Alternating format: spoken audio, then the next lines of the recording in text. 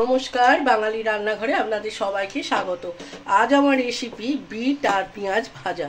Bit পেঁয়াজ ভাজার জন্য আমি এখানে নিলাম তেল নিলাম, আর এখানে একটা শুকনো লঙ্কা ছোট ছোট করে আমি কাঁচির সাহায্যে কেটে দেব।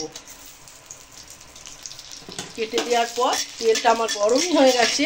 এখন আমি ওই পেঁয়াজটা আর বিটটা একটু ভাজতে দেবো। সামান্য ভাজা হয়ে গেছে পেঁয়াজটার বিটটা, আমি এখানে দেবো আরেকটু তেল। এবার এই তেলের মধ্যে এটা দিতে হবে। ঠিক এইভাবেই করতে হবে রান্নাটা, যাতে ফ্লেভারটা এর মধ্যে আসে। এখানে নিয়েছি একটু 5 ফোড়ন, পরিমাণ মতো লবণ আর হলুদ। এখন এটা একসাথে এর মধ্যে দিয়ে আমি এর মধ্যে এখানটায় এভাবে নাড়বো।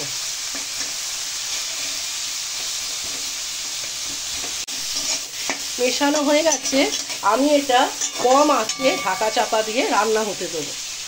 সম্পূর্ণ রেডি হয়ে গেছে বিট আর পেঁয়াজ ভাজা। এটা গরম ভাতে সামান্য ঘি দিয়ে একটু খেয়ে দেখবেন, অসাধারণ লাগে। আর একবার ট্রাই করবেন। যদি ভালো লাগে একটা লাইক, শেয়ার আর কমেন্টের জন্য অনুরোধ রইল।